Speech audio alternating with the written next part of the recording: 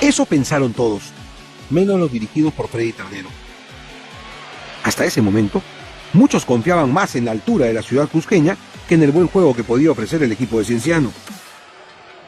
Así saltaron a la cancha el 25 de septiembre para enfrentar a la U Católica. Los locales confiaban en ganar por demolición, es decir, atacando masivamente, haciendo correr al visitante hasta que se canse, para luego llenarle el arco de goles. Nadie pensó, sin embargo, que el camino podía ser mucho más sencillo con un gol de Germán Carpi apenas a los 53 segundos. Gol que cambió la historia inicial del choque porque los chilenos se asustaron más de la cuenta de recibir una goleada y se cerraron mucho más atrás. Cienciano entonces sufrió para conseguir el segundo tanto, que afortunadamente llegó a través de un error chileno. A los 38 minutos, el zaguero visitante Cristian Álvarez pretendió rechazar un balón y terminó metiéndolo en su propia valla. El primer tiempo terminó 2-0. El plan chileno era aguantar ese marcador hasta el final. Confiaban en ganar en Santiago de Chile y voltear la diferencia de Cusco. Pero a los 10 minutos de la complementaria, Cienciano usó una de sus armas favoritas, el remate de cabeza de Santiago Cassiete, tras tiro de esquina, que puso el 3-0. Ya era goleada y había que buscar más. 14 minutos después, llegó el turno de Paolo Maldonado. Remató un tiro libre magnífico que se metió en el arco de Cauterucci. Goleada consumada. Fue un 4-0 que le sirvió a Cienciano para viajar confiado a Santiago, pensando en que la clasificación era posible debido a la holgada diferencia de goles. Uno mira la tabla de goleadores de los jugadores de Cienciano en la Copa Sudamericana y se encuentra con que tras Germán Carpi con 6, aparece el nombre de Cristian Álvarez con 2. Pero no goles, sino autogoles. Lo que ocurre es que el chileno de la Universidad Católica abrió la cuenta para los visitantes el 2 de octubre en Santiago, con lo que Cienciano se puso 1-0 adelante. Con eso, el marcador global subía a 5-0. Arturo Norambuena marcó el empate a los 16. Recién en los últimos minutos del partido, Sebastián Rosenthal y Jorge Campos vencieron la defensa incaica. El partido terminó así, 3-1 para la Católica.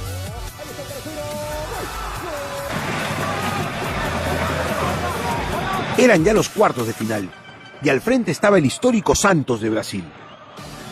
A decir verdad, los dueños de casa, que contaban en sus filas a estrellas como Diego, Robinho y William, tuvo inmejorables ocasiones para abrir la cuenta. Pero la desesperación impidió que logre el gol. El primer tiempo terminó 0-0. Para el segundo tiempo, Freddy Ternero envió una Maldonado con el fin de reforzar la defensa. Los brasileños siguieron atacando, pero el tanto no llegaba. Entonces, de manera increíble, a los 26 minutos de ese segundo tiempo, Juan Carlos Basalar remató un largo tiro libre hacia el área rival, buscando al colombiano Saraz, el único atacante de Cienciano. Este tenía momento. Y el sí llegó fue el zaguero Alex, que encabezó hacia su portero con tan mala fortuna que terminó dando un autogol. Uno más a favor en la historia de esta Copa. La alegría fue tan inesperada como inmensa. Cuando todos empezaban a creer que el 0-0 era posible, llegó el gol de ventaja para Cienciano, que hasta ese entonces no había siquiera visto de cerca al portero Fabio Costa. Minutos después, Robinho consiguió el empate. En los instantes finales, Santos atacó con todo en busca del segundo gol, pero Cienciano mostró una defensa estupenda.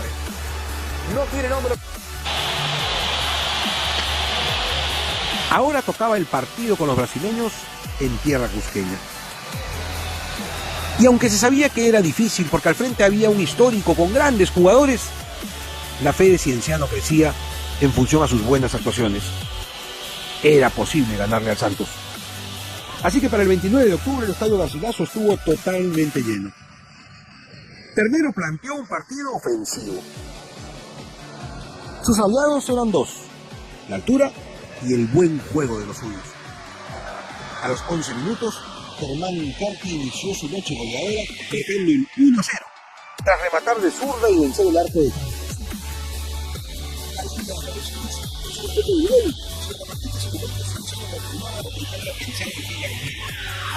era posible llegar hasta la final de la Copa Sudamericana. Ganar.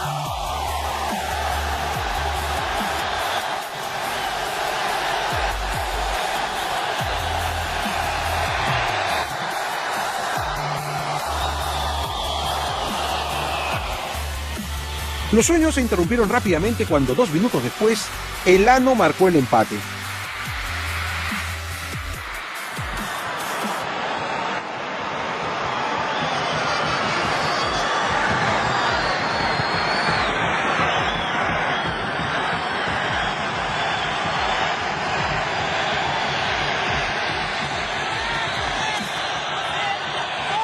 Sin embargo, Cienciano no renunció a su idea inicial y siguió atacando. Carti y Saraz estuvieron bien arriba, y un poco más retrasado, Carlos Lobatón fue una magnífica compañía para los atacantes rojos.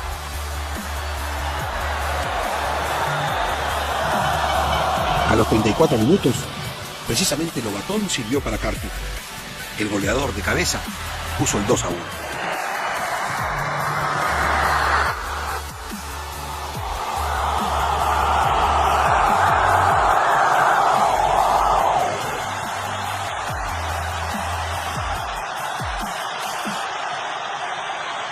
A partir de allí, Cienciano manejó bien las cosas, defendiéndose bien y buscando anotar más goles. Santos, por su parte, se fue con todo el ataque, olvidándose de la altura cusqueña. Pero la defensa roja se lució, al igual que Oscar Ibáñez. Pese a que Diego, Robinho, William y Fabiano tuvieron oportunidades, no volvieron a marcar. Tampoco pudo volver a convertir Carti, pero sus 2 goles le dieron a Cienciano una clasificación que nadie esperó, con victoria incluida. Ahora había que aguardar por el rival de semifinales, Boca Juniors o Atlético Nacional de Colombia. En ese momento, los de Cienciano hubiesen preferido a Boca, porque se sentían superiores a todos. Sin embargo, el clasificado fue el equipo de Medellín.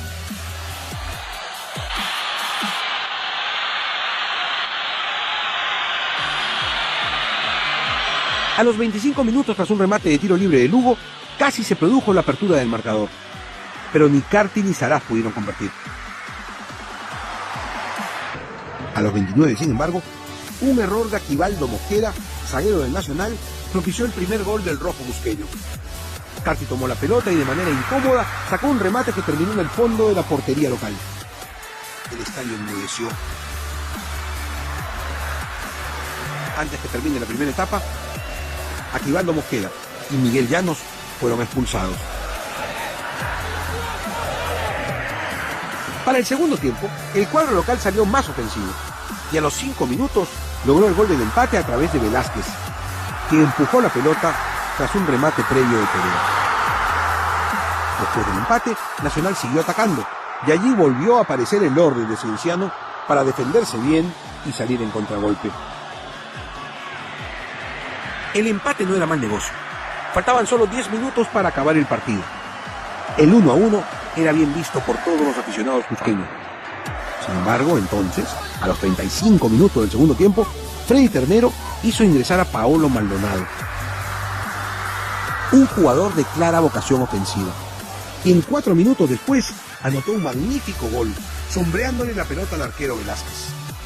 Fue un golazo. Solo faltaban 6 minutos y Cienciano se puso arriba en el marcador. El 2-1 se mantuvo hasta el final y Cienciano retornó de Medellín con una gran victoria.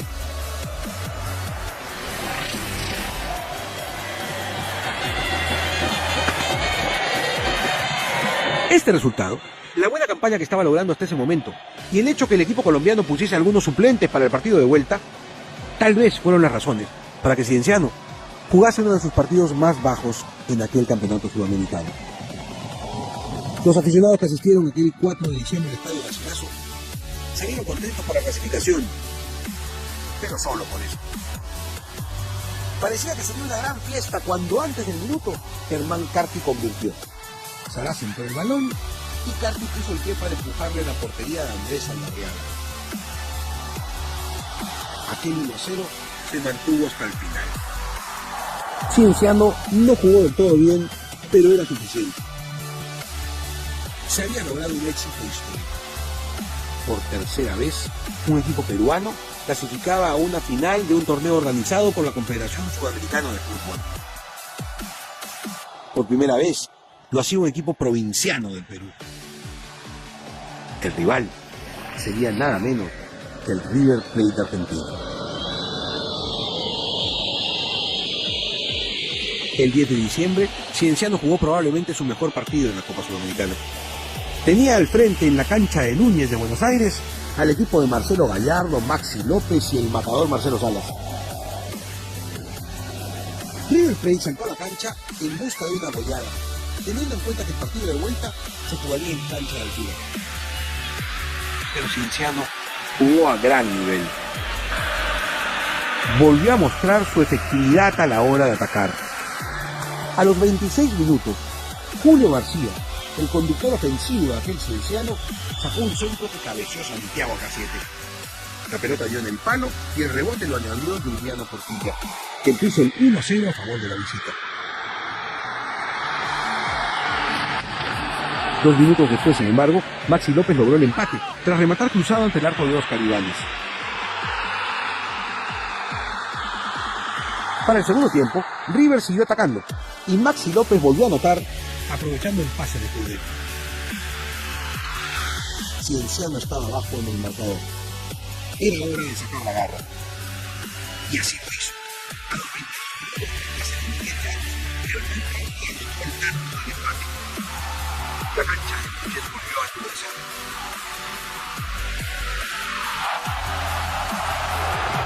Y más silenciosa quedó cuando, a falta de 11 minutos para que concluya el juego, Juliano Portilla puso el 3-2 tras rematar de cabeza. Cienciano había volteado el marcador en el Monumental argentino.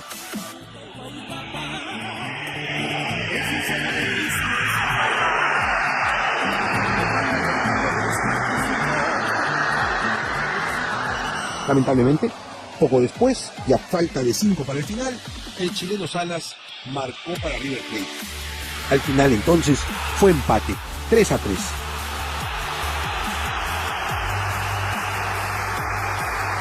El partido de vuelta debía jugarse en el Garcilaso del Cusco, pero la Conmebol, atendiendo a su reglamento, no autorizó el estadio debido a que su juego no alcanzaba en ese entonces 40.000 personas, lo mínimo exigido para jugarse una final.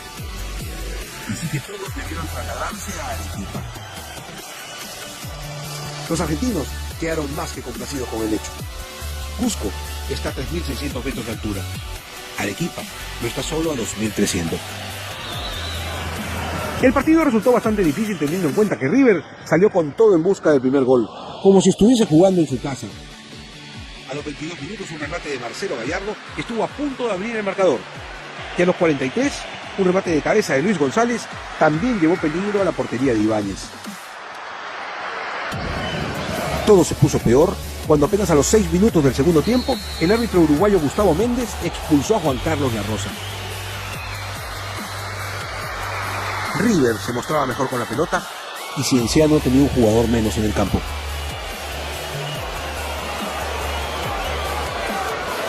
Se vivía tensión en el estadio, había ansiedad. Los minutos avanzaban y no llegaba el gol. Hasta los 32 del segundo tiempo. Tiro libre para el Cienciano. Lo remató el defensa paraguayo Carlos Lugo, poniendo la pelota en el fondo del arco de Constanzo y señalando así el único gol de aquel encuentro. La alegría fue enorme, desbordante, en Arequipa, en Cusco, y en Lima, en Tacna, en Tumbes, en todo el país. Cienciano estaba a un paso de lograr la primera copa con un club peruano. Pero aún había que sufrir. El juez volvió a expulsar a un peruano. A los 41 minutos, Julio García vio la roja y Cienciano se quedó con 9. Ternero ordenó entonces el ingreso del zaguero Martín García, con lo que terminó defendiendo con todo el campeonato. El final llegó, y con él la alegría. Ya en ese entonces de la historia, nadie hablaba de cuántos dólares se había ganado.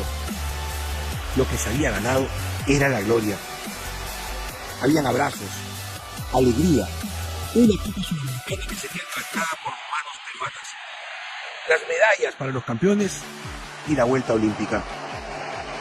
Cienciano se convirtió en el primer equipo peruano en lograr una Copa Internacional. Lo que al comienzo nadie hubiera predicho fue realidad.